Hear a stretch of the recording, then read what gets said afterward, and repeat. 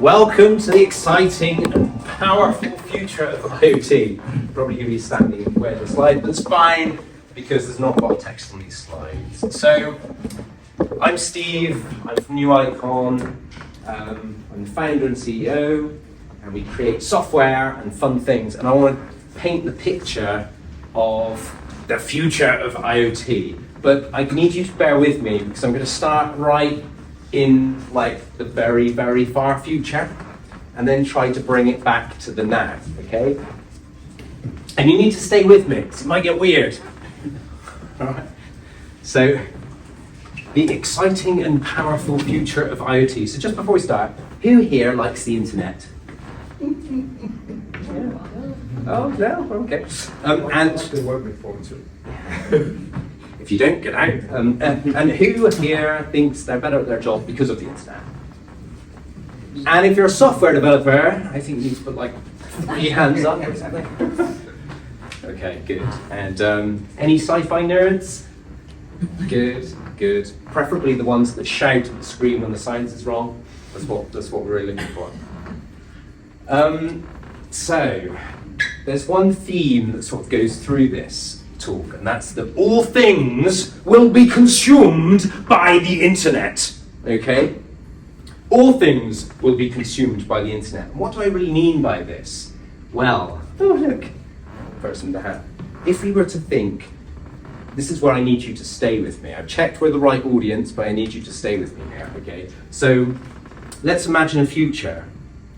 If all things are going to be consumed by the internet, then surely humanity itself is going to be consumed by the internet and uploaded into the machine. And we're going to be able to travel on beams of light and become a superorganism and do whatever superorganisms do when they travel the stars, which sounds fantastic. So let's stay with me. Let's dig into it a little bit more detail. So a neuron in your brain information travels about 100 meters per second. If I was to create a digital version of your brain, then electronics generally, that's about 270 million meters per second in terms of its information transfer. So let's be conservative to say 100 million. So in 60 seconds of thought, your digital version of your brain could have 600 million meters per second. So, 600 million seconds worth of thought. So in 1 minute, you can experience 700 days of thought. That's 2 years. So in 1 minute, you can experience 2 years worth of thought. So talking to your meatbag brethren would be like talking to a tree, is what people say, sure. Of course, we need to scan your brain first, okay? And let's just play this out and see where it goes, okay? So I've got my Go-Go Gadget brain scanner. I put it on your head, okay? I turn on my Go-Go Gadget brain scanner and upload you into the machine. Oh my God, this is amazing. I can travel on beams of light. I can be anywhere instantaneously. The neat thing about light is it experiences no time. And I can access unlimited compute power. I can join with other super intellects. I can combine super intellects and I can become a superorganism and do whatever superorganisms do, okay? The only issue is, you'll then tell me, oh, you can dispose of the meat bag because I'm going to print my awesome body version 2, or maybe lots of bodies. Of course, the meat bag, it's going to say, hang on a minute, I'm still here. Don't get rid of me yet. We've actually done a scan to create a copy. Yeah, there's nothing really special about consciousness or about our brains. It's all just information which we can upload into the machine. So, where does that leave us? Well, it won't be, unfortunately, us that upload into the machine. It will be our robot children. And that leads to the point of what humanity do we want to imbue into our robot children? I don't know, interesting. And it sounds crazy, but if you stay with me, are we not already doing this? Are we not already uploading our information into the machine? Every thought we think into social media, every thought we think into video. We can even create digital twins of ourselves, right? So we have a digital twin of ourselves, so that when we die, the AI, like powered by GPT-3 and things like this, will consume our previous information, and then our grandkids can talk to a version of ourselves that may even actually be more smart than us, but represents our current thinking. basically complaining about those young children, probably. Back in my day, things are better. So all things will be consumed by the internet, maybe even humanity itself. So humanity becomes a thing, a human becomes an internet thing, or a thing on the internet. And this brings me to New Icon, roundabout, because I originally started New Icon about 16 years ago with the premise that all things will be consumed by the internet. Okay, of course, back then we were talking about business systems. Yeah, everyone was on their Microsoft Access and the spreadsheets. It was one player, and you'd have like little mini silos, and you'd send people files. And it was like, well, we spend most of our energy convincing businesses that this is going to go into the internet. This is going to go into the cloud. Of course, people don't really challenge that now. And so it's New Icon. And I've got a few confessions. This is a very long intro, but it's a few confessions to make. Of course, the talk is called The Exciting Future of IoT. And we've gone to the extreme future, which is, of course, complete consumption, where humanity itself becomes the internet and travels the stars and does whatever a superhuman mixed multi-organism becomes, this consciousness thing.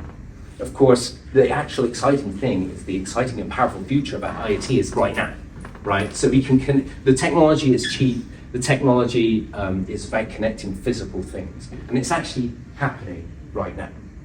Confession 2, oh man, it took a long time to convince myself to talk about IoT because I just hate the acronym. For some reason, IoT shuts off the brain. No one says, I'm going to go and create an IoT thing, a thing.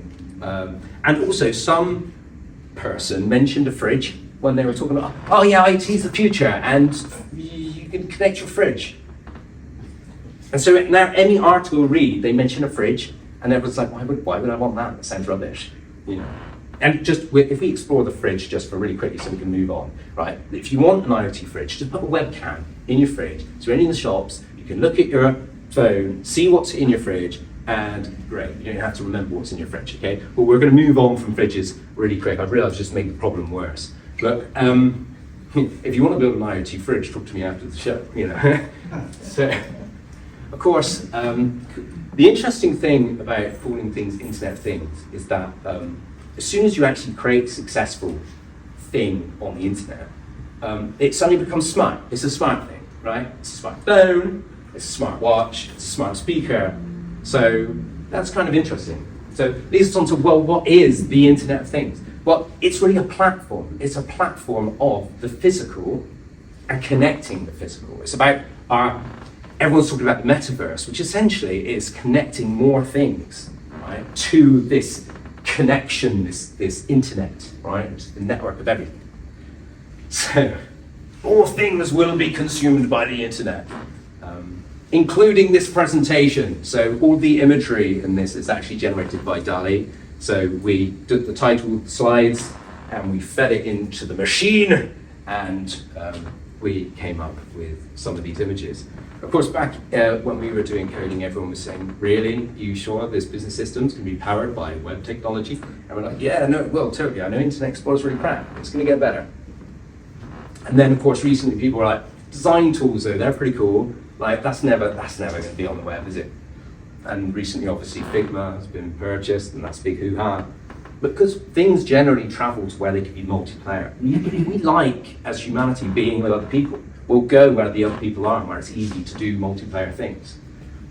And then, of course, the interesting thing right now is because the internet and computers on the internet themselves and data centers are becoming internet things, we have these new applications that are born completely from the internet, which are these language models like GPT-3, like DALL-E, which is not really possible to do on your individual computer. So, I'm just going to go rattle through some IoT stuff, which is kind of interesting. So, the eyes and ears of the internet. This is one way I like to think about it as well. It's like sensor dust you can sprinkle on something and start collecting information. The human eye, we only see about a 300th of a percent of visible light. That's like 0.003% of visible light our eyes can see. I guess it's good for planet Earth, but we can only really see red, green, and blue. And we've only got those receptors. So our retinas are a bunch of receptors, red, green, and blue. What the hell is yellow? Yeah, No one knows. It's a fabrication of the mind. It's when a little bit of red and a little bit of green fires, okay? And the exciting thing about the Internet of Things is we can sprinkle this sensor dust on things, start collecting data that can allow us to expand our own consciousness and experience the other areas of reality. Of course, if we're collecting data, we're collecting data to feed the AI monster, right? I like this picture. He's feeding the AI monster. And of course, that's great for, although this picture doesn't depict it, creating predictable maintenance and doing things and uncovering the value of your data.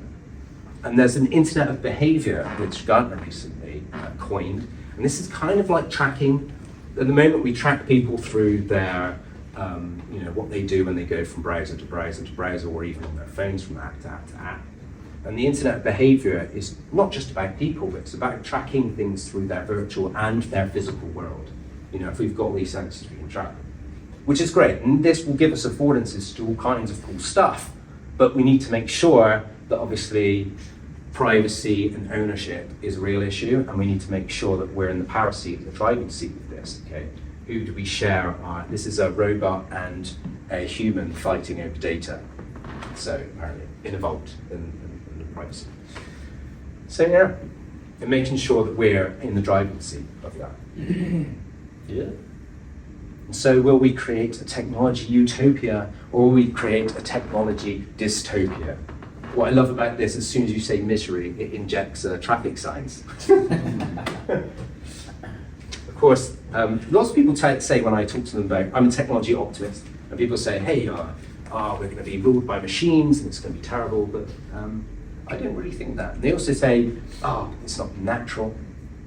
It's like you wear shoes, we're monkeys in shoes that fly in tubes through the sky. Like, there's nothing much about it natural, but of course we can't disconnect how natural we actually are. We're a symbiotic relationship of the natural world.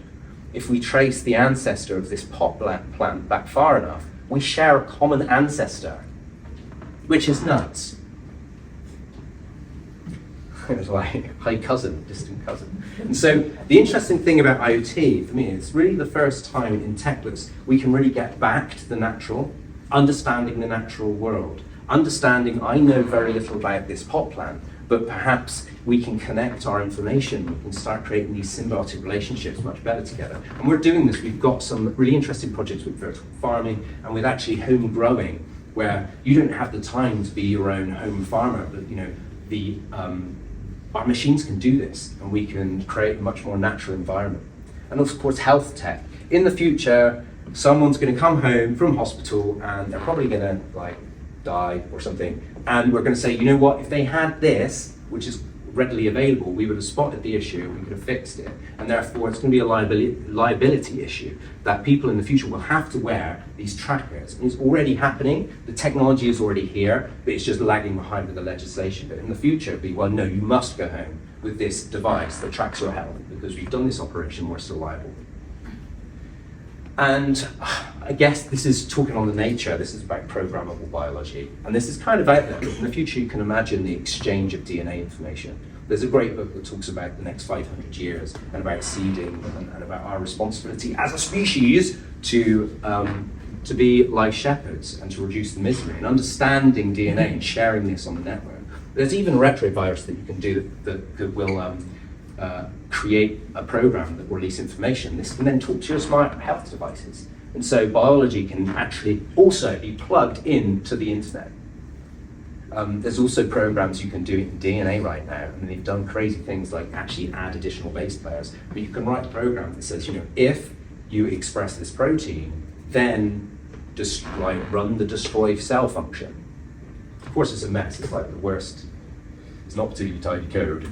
The pictures for this one weren't great, so we just run through it real quick. So smart batteries, smart cities, smart supply chains, smart communications, like smart organizing communications, are going to be really interesting. Of course, smart factories, internet-connected factories and collections of those that can automatically manage their supply. Supply chains, like lots of companies don't realize that when there's a port fire over here or when a mine shuts down, they're going to have a lag and they're going to have a delay. They just don't have that knowledge. And you can imagine, you know, like an Uber of supply chain where you can see your raw materials all coming. It's like, okay, I can see that I can see there's a delay here, so I need to maybe buy from another supplier. And that's a really interesting place, but it's connecting data on a really grand global scale, but it's surprising what you can do when you do that. Of course, if we've got smart factories themselves will be consumed by the internet, and then we'll have the internet of robotics, which is just something random that we coined earlier, which is where you can imagine your e-commerce store page and you buy your shoes and your shoes go to the factory that's run by robots and they'll produce your shoes and then it'll get delivered and you'll have wonderful shoes if you can't print them yourself. So the internet of robotics. And this is where I get a bit more excited about like science. What cool science can we do? So I'm really excited by science, you know, like just what can we explore and what can we discover? And the interesting thing I think sometimes about science, you sort of wander around projects and people say, oh, I'm trying to learn the difference between this and this. And a lot of the time you get, well, why? Especially if you're like business minded. But you don't necessarily know what you're going to discover. And sometimes it's good just to try and discover things. And what this affords us by connecting all these things, what we're really doing is we're creating a common language that everything can speak. And once we have a common language, and this is happening right now, we can create composable architecture. And this is something we help create as well, and we use. So composable architecture is where parts of a problem themselves are becoming internet things. Yeah, it's a bit like your roof is actually, well, it's a really bad example perhaps, but like your roof is made somewhere else and you're subscribing to your roof, right? This is happening kind of now. So it's creating like these Lego bricks that anyone can connect. You don't necessarily have to be a coder to do this. So finally, like the meat of the talk. So what I really want to talk about is that these things are right now, and it's the interesting cultural shifts that and the imagination that we need to actually make these things happen. For example, kids playing in the playground will go, Alexa! Oh. And be surprised that Alexa isn't omnipresent and doesn't answer them. Well, that's a cultural thing. Like, we would not do that because we know.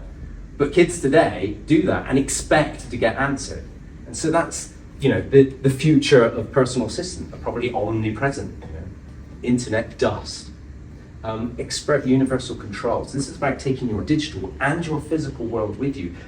People are expecting to control things. I get pretty upset if I can't control things from my phone. If I've signed up to a new system, a new bank, if I can't do it from my phone, I'm going to be really grumpy. Now, I'll still be grumpy when I have to do it from my phone because I don't want to be stuck like this all day, right? I don't want to use your stupid form, right? I want the result. And so this is about like the expectation of universal control. I want to be able to control the thing. I don't necessarily want to do it right now, but I want that to follow with me wherever I go. I'll tell a story about Lloyds. Don't want to embellish it too much, but I was like on my bank, I was trying to do a purchase, and said, hey, no problem, we're going to send you a text code. So you just need to update your mobile number in the app. So I go to the app, it says, great, go to your information. Okay, great, upload mobile, download this PDF and post it to us. So universal control. And a lot of the time as well, our sort of mobile phones are proxies for IoT devices because our mobile phones connect to the internet and they have a bunch of sensors. And so we're sort of doing that, and lots of apps are using that. But does it need to be confined to your phone? Could it just be a device? This technology is really cheap now. Could you not just sprinkle in and have it work when you're not there and connect to it later? And so probably the most transformative IoT projects you might not notice at all. This is a tip, I guess, for designers, which is the rehearse and role play, which is really, in order to create these cultural shifts and come up with these new ideas, you really have to go and experiment yourself and create the physical product. So we're in a product partnership with two other companies, Realize, which is a product design company, and Amalgam, that make models. Make the model of the thing and test it in the environment. There's a great story. So a personal hero of mine is Jeff Hawkins. He created the whole mobile computing revolution before Nokia. He made the Palm Pilot. And he created in his garage, a little wooden version of the Palm before he actually had it. And he carried it around and he walked into his coffee shop in the 80s and was like, I need to get out my phone and check the calendar. Now I'm going to walk back to my table and put it in my pocket. And that's brilliant. He was simulating. People probably thought he was mental, but he was simulating. He's like, if it doesn't fit in my pocket, I'm not going to want to use it. The other great thing he did he'd hang out in the shops after they were sold. So he'd hang out and he'd pretend to be a customer, and people would come in and he'd say, what's the deal with this palm stuff? What do you use it for? And then he'd listen to what the customers said. They had no idea that he was the creator of the company that created them. And just observing people in user experience testing particularly, there's way too much testing that happens when people know they're being observed. No one acts the same when they know they're being observed, which sounds a bit creepy. Basically, you've got to stalk people, but you want to do it right. And the technologists, and not just technologists, right? This is about everyone. If you're creating something on the internet, remember there's no S in IoT, so security doesn't come by default. There's the creepy story of the doll where they had a Bluetooth device and anyone could connect to the Bluetooth device within 50-meter radius, and they could get the audio track and also speak to anyone owner of that doll. But all you need to say is, hey, I don't want anyone to be able to access this. Everyone, don't leave that to the techies. Yeah, the techies are going to be focused in their one thing. Of course, if you are techie, make sure you have security, but it's about thinking out the problem and approaching from security is not necessarily hard. Most of the time, it's just been forgotten. The same happened with the internet in the early days. It was all hypertext transfer protocol. It's just a text file that's sent from computer to computer. Okay, now if you have a username and password on that, and I'm on the same network, I can sniff the air and I can see those packets of text going, and I can read your password. So of course we have HTTPS now as standard, which is just encrypted. I can still see the packet going, but it's encrypted unless it's end to end.